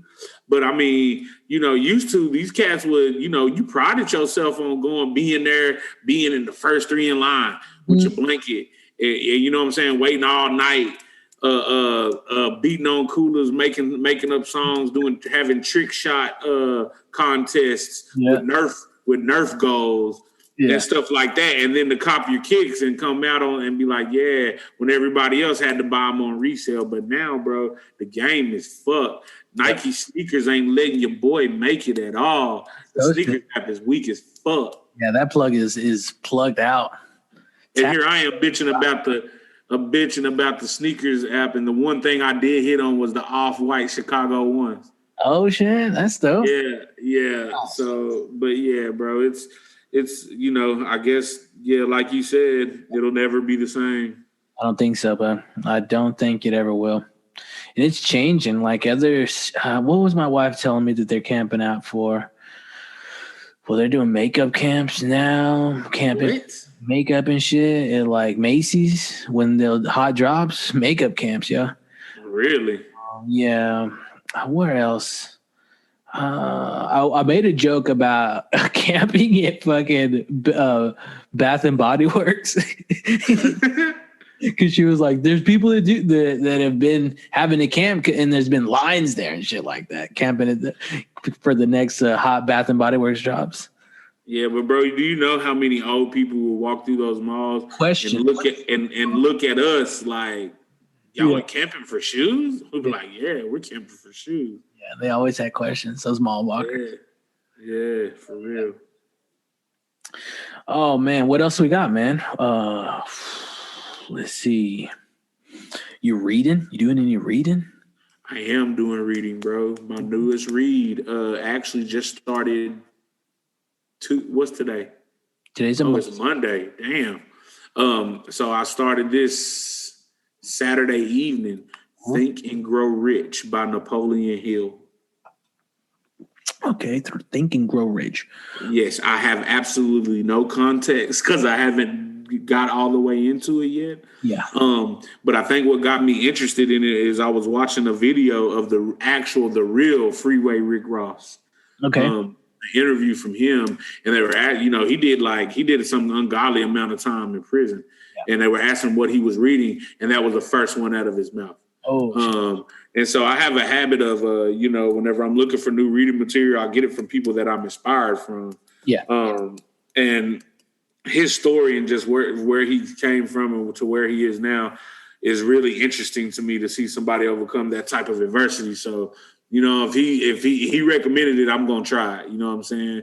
Same thing with Pimp C. That's where I got a lot of my reading from. Yeah. When Pimp C first got out, and he dropped on, I believe it's on T.I.'s album King. He did a little interlude where he was talking and dropping some of his jewels on the things he was reading while he was locked up. Yeah. So yeah, right now that's what I'm into. Napoleon Hill's Think and Grow Rich. I'm not sure what Obama's new book is, but I'm definitely going to read that because I did read Becoming, which is Michelle Obama's book. So I want to dive into that. And then it's funny that you asked me that, bro. I have my reading list right here at my desk. I'm also looking to get in the autobiography of Dave Navarro. Okay. Hey, well, I like keep thinking on that. Keep going the list going. But I'd like to invite you to be part of the official. I think this is maybe the second. No, this is the second invite. The official Freaks and Geeks Doctor's Orders podcast book club. We're gonna be reading Anthony Bourdain book called Medium Raw. So if you're interested, we're gonna try and there's already at least five Freaks and Geeks out there that are all gonna do that. Hopefully we can do it on like Zoom. Get all y'all wacky motherfuckers in on a Zoom page, and we'll assign we'll just assign chapters and shit. And we're gonna read through that. What is it called? What is it called again? It's called Medium Raw by Anthony Bourdain. We're gonna get on. Didn't Anthony Bourdain off himself? Yes, he did. Medium Raw. Okay, that's gonna be interesting. Yeah, we're gonna check that one out. It's gonna be a great one. That's the book I picked up when I met him, as a matter of fact. So why did you pick that? Why is that the book? Why that book? That's the one because he was releasing it. That was it's like release in Austin.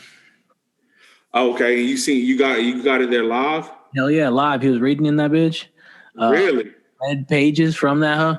And that's dope. Did a little signing after. We walked through it, got a little signing.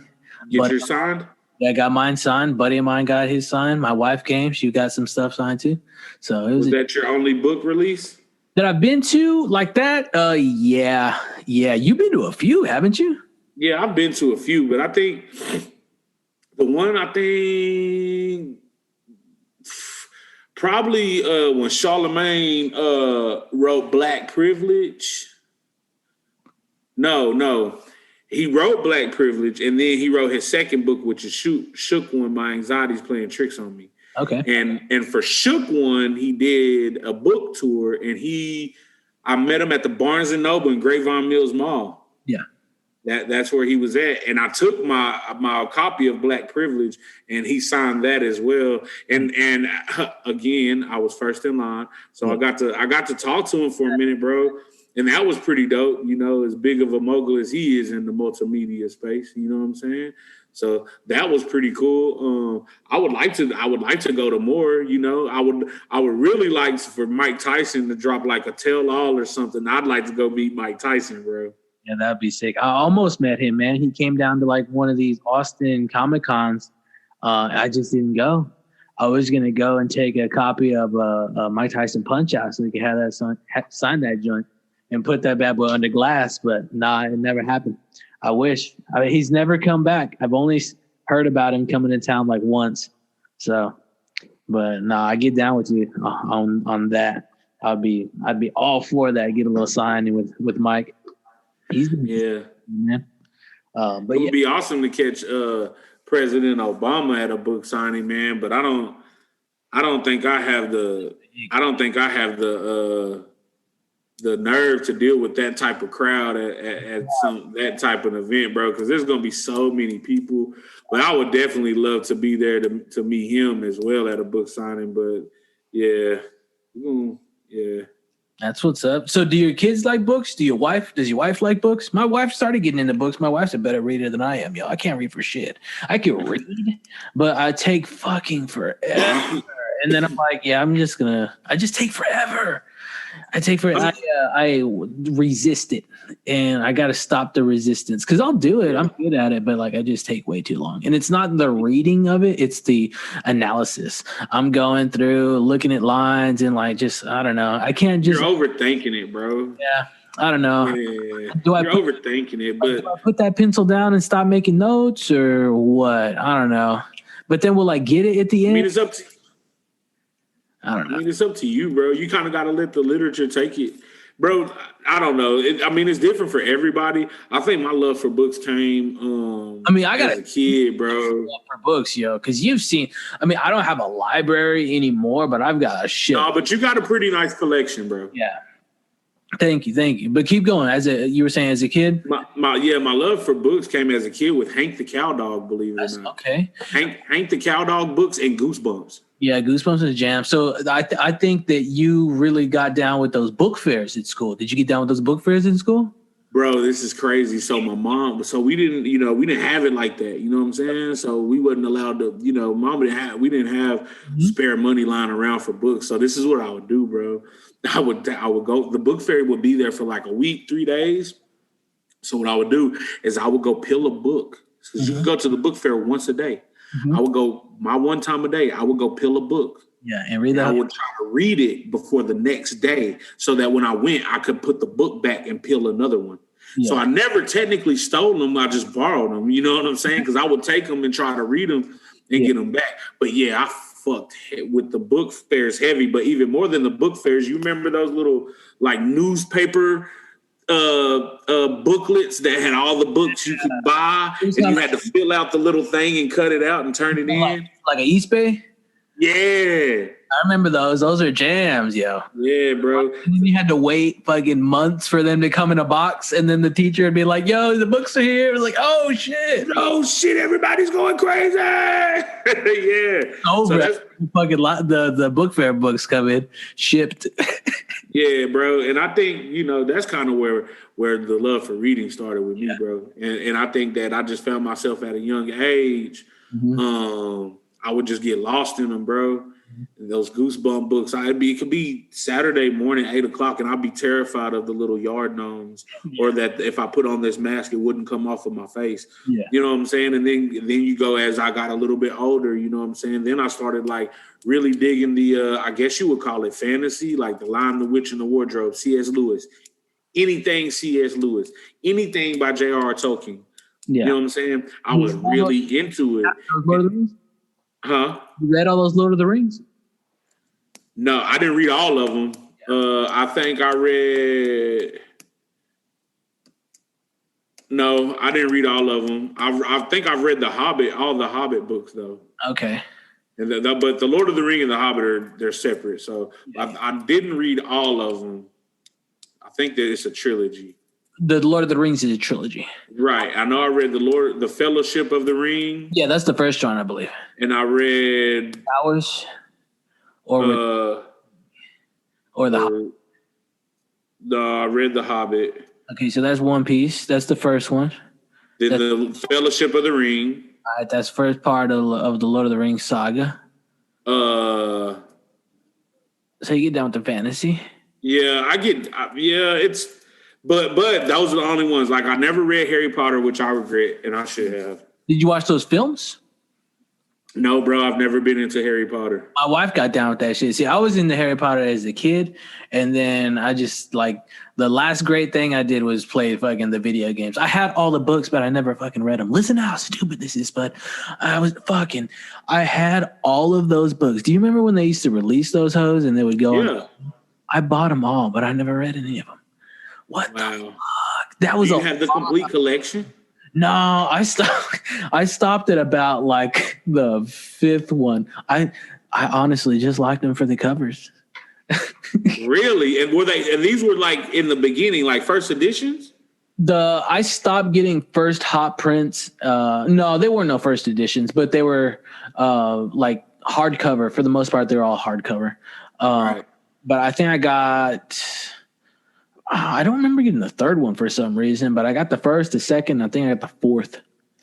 And then I think that's about it. I don't know. I don't think you got them strictly for the covers? For the covers, yeah. I tried to read them. I wasn't doing it. But the covers were slammers, yo. Yeah. Freaks and Geeks, please don't think I'm a half a fucking idiot just because I purchased these books for the covers. But if you calculate the funds, that's quite a little expensive bill just for the art cover on the front. Yeah. For sure.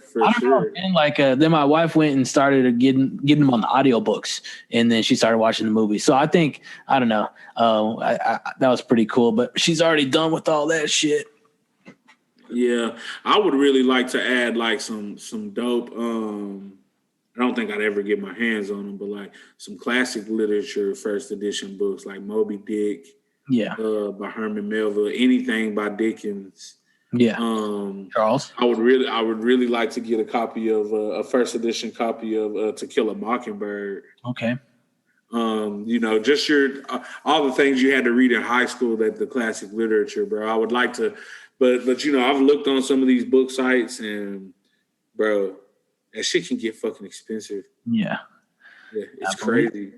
I believe it. It's crazy, but I was reading something somewhere that said the wealthier a man is, the bigger his library is. Mm-hmm. So I aspire to be there one day. You know what I'm saying? I would agree.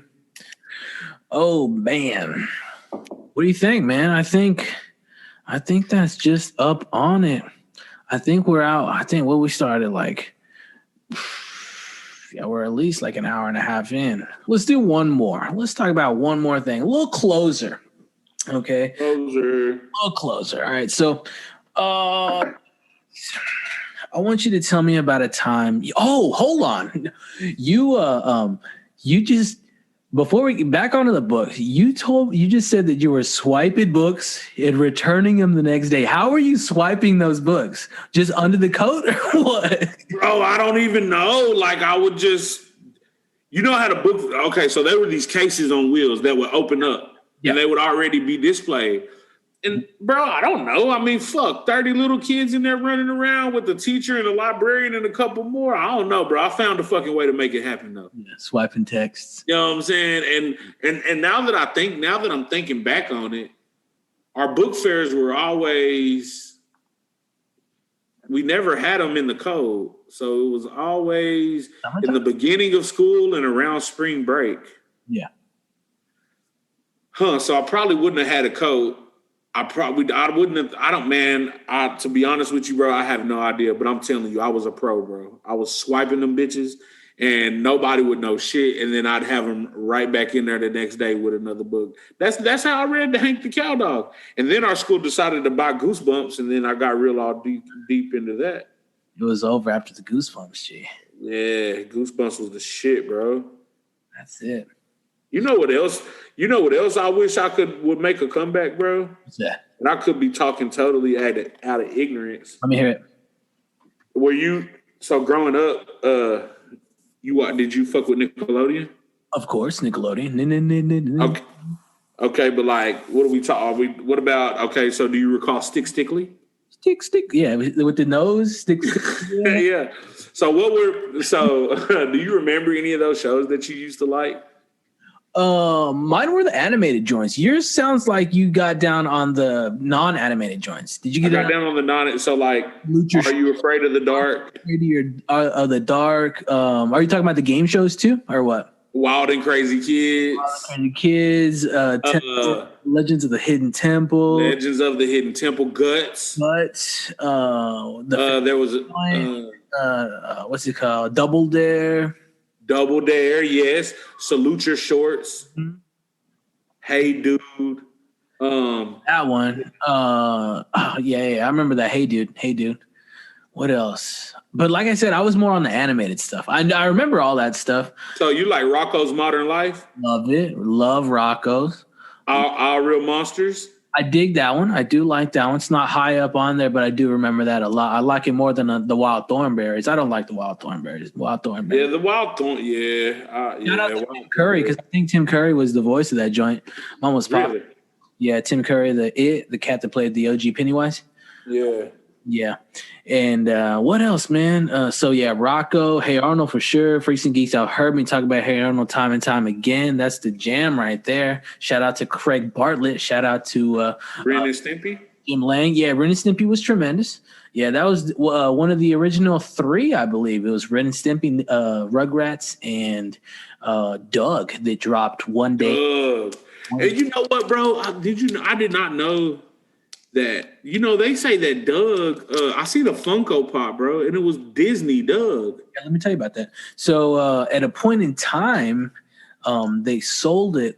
They sold the rights over to Disney, and Disney made the film. This was probably, I remember this, but Doug, and so Nickelodeon can do nothing with it now. You know what I mean? It's all Disney property, and Disney ain't gonna do nothing with it. And when it turned over to Disney, it was wacko. Whack as fuck. But the only thing that was cool about it is they started dropping merch, but it's a totally different drawing approach. You know what I'm saying? But yeah, Doug was tremendous. And I do remember when they sold that to, I don't like why that's so, I don't know why Doug. Yeah, they didn't do it justice, bro. I kind of feel like they shit on my childhood a little bit. That was a tremendous show, man. Doug was great. Pork chop, patty mayonnaise. Hey, I have a Chase flock pork chop. I think you told me about that. Yeah, bro. My Funko Pop collection is kind of near and dear to my heart. All right, let's talk about that. Let's close on that. We'll close on that, and then I'll get your 2020 just vision, and then that's wrapped. But the Funko Pop, no, fuck the 2020 vision. We already talked about that. The Funko Pop. Let's close on it. What is your? Do you remember your?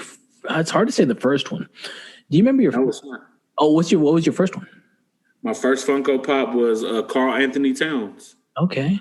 That's how recent I got into Funko Pop. So probably it's 2 years ago, bro. I don't know. I didn't even know what they were, but my son was asking me for them. Who's Carl Anthony Towns? He's a basketball player, bro. He plays for the Minnesota Timberwolves. Okay. Yeah, so it was his rookie year. Mm-hmm. Well, I think he was a rookie. I don't remember if he was a rookie or not, but my son was asking me about these little Funko Pops, and I didn't know what he was talking about.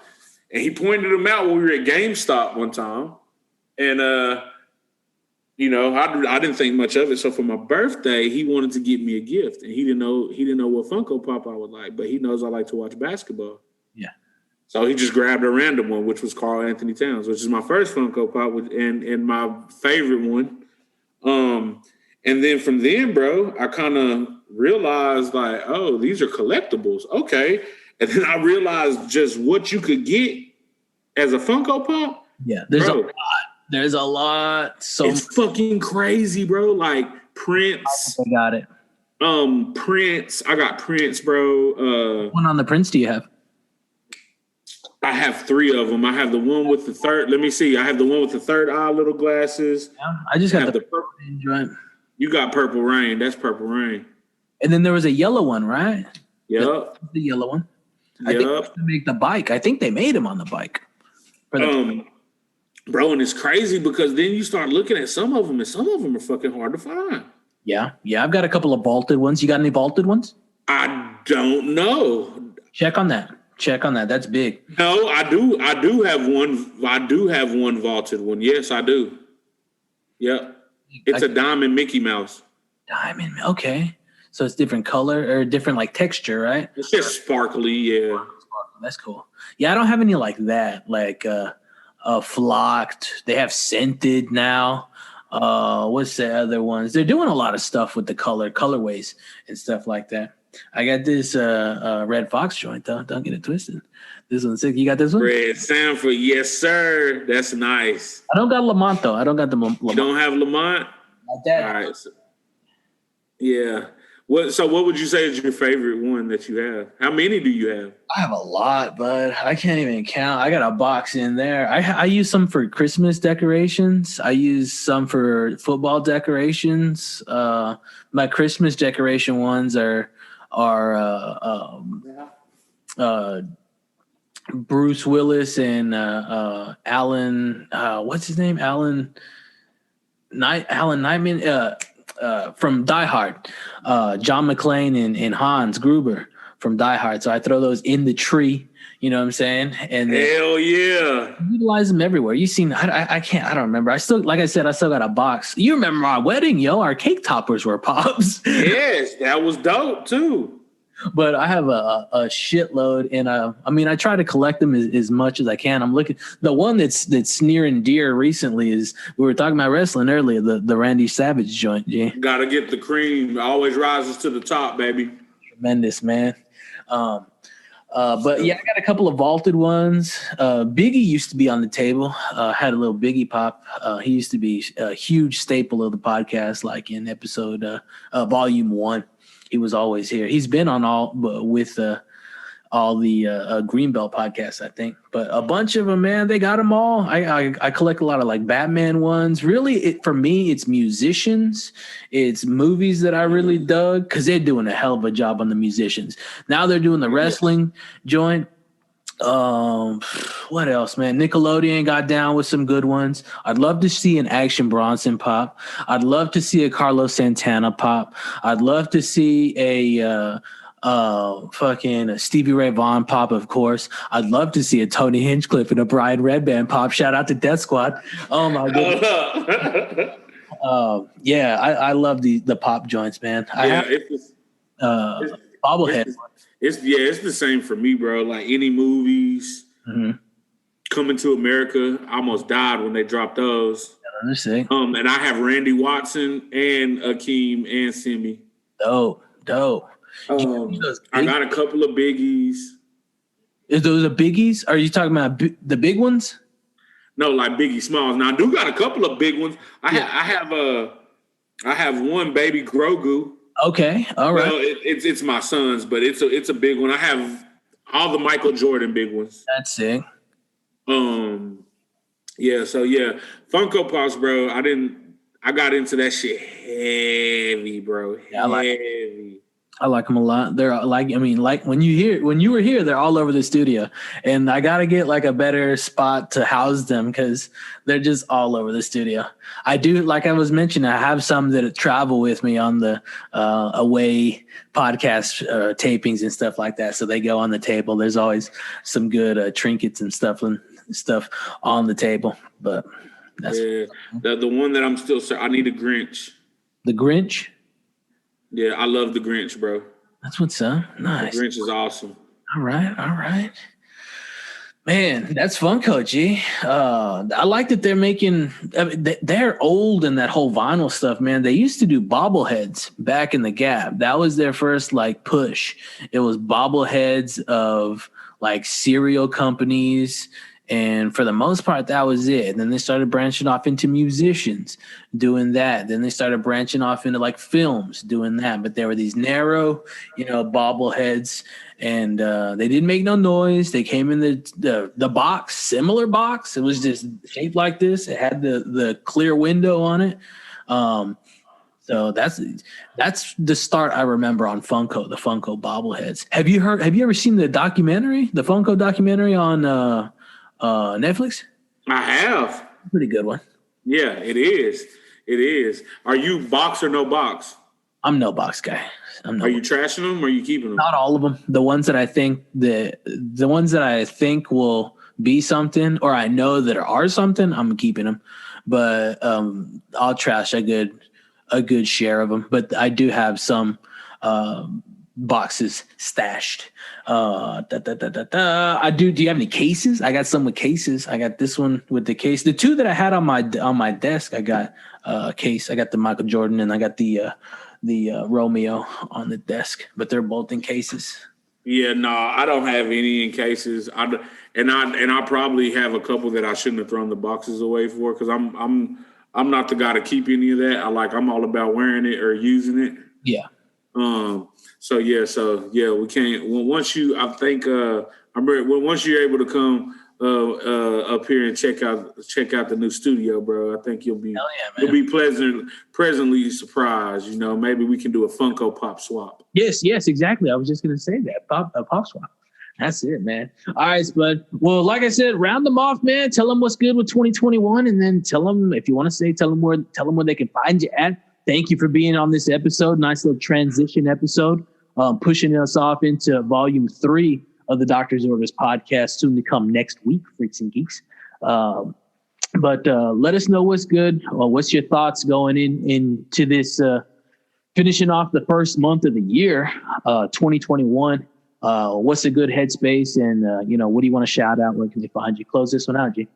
Yeah, man. 2021, just looking to make a little bit more money than we made last year, live just a little bit better than we lived last year, and smoke just a little bit better than we smoked last year. That's right. It's all love, baby. I know it's been a rough 2020. So, as for us, we just trying to keep it on the up and up, man. Spread good vibes and put good energy out in the universe. You know what I'm saying? Tremendous, exactly. I hear you. I'm right there with you, bro. Yeah, so y'all go follow me on Instagram. I'm the Spudster69. That's DASPUDSTER 69. Follow me on Instagram, and you can also follow me at I am DJ Spud. Hey, content to come. Don't judge me. It's coming, baby. Just get on right now. I'm telling you, get on the motherfucking train for this bitch. Pull out the station, man. Right. Go head on and follow me right now. I'll be looking forward to seeing y'all on my journey. Peace and love. Hot seats right now. Peace and love. Hell yeah, bud. Any shout outs? Anything that you want the freaks that you think the Freaks and Geeks should know as far as like spots or anything? And just shout outs. Yeah. Right here. Yeah, for sure, Freaks and Geeks. So check me out. If y'all up in North Texas, you can swing by me and Doc's alma mater, UNT, up in Denton, Texas. Hey, y'all go check out LSA, Lone Star Attitude Burger. Yeah. Dope spot, really good food, live music on the weekends, really good atmosphere, man. Denton is a really cool place, bro. It doesn't get its just due, I don't believe. I would go as far as to say the Square is like a very, very miniature version of Austin. Yeah.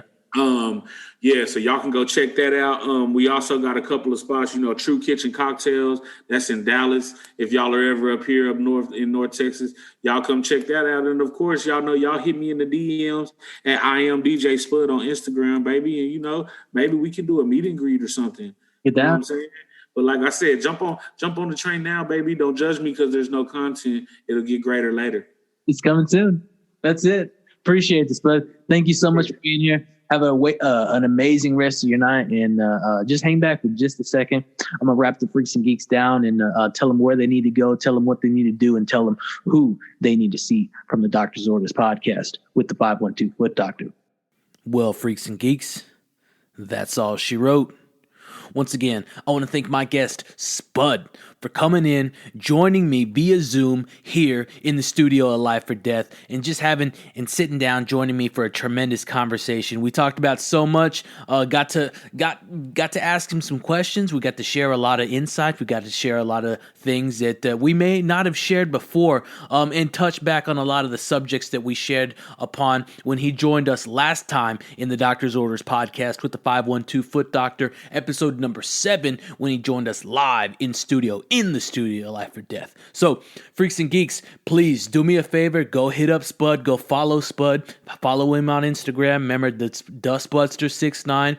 I'll leave his IG tag in the chat. Also, his little DJ page. Go support him. He's always supported the Doctor's Orders podcast, Freaks and Geeks. So make sure you go out there and you support Spud.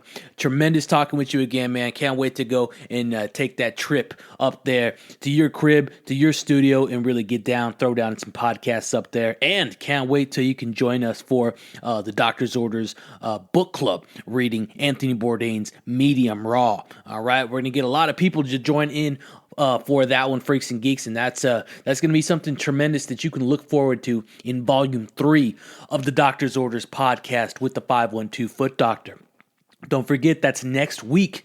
That one starts next week, February. I believe that's February the 3rd. That is February the 3rd, and that's going to be somebody's birthday. That's going to be the individual joining us that day is going to be his birthday. So I cannot wait for Volume 3 of the Doctor's Orders podcast to start again next Wednesday, February the 3rd at 6 a.m. on all podcast platforms. And now, time for the closing credits. Freaks and Geeks, thank you so much for listening. And remember, new episodes are released every Wednesday at 6 a.m. Check it out. Do me a favor and go subscribe to the podcast on whichever podcast platform that you prefer, that you desire, whether that be Apple Podcasts, Spotify, Google Podcasts, Stitcher. The list goes on. If you need any guidance, go to Buzzsprout. Check the podcast at buzzsprout.com. Make sure that you leave a comment and rate the podcast as well. It really supports the podcast, Freaks and Geeks. It really gets the numbers churning and burning, and it gets more opportunities for the podcast and for the Freaks and Geeks, for the listeners all around. Also, make sure to follow me on Instagram. That's the 512 Foot Doctor, THA 512 FOOTDR. You can go there, hit the link in that bio, and it's going to take you to Buzzsprout, and it's going to give you all the podcast glory that you're ever going to need. Also, remember to follow the podcast Instagram at the Doctor's Orders Podcast, THADRS ORDERS PODCAST. And remember, tell a freak to tell a geek about the Doctor's Orders podcast. Also, the Doctor's Orders podcast is a Life or Death Studios production. Freaks and Geeks, until next time, we're going to open up with Volume 3 of the Doctor's Orders podcast next Wednesday, February the 3rd. We'll see you on the next one. Don't be late.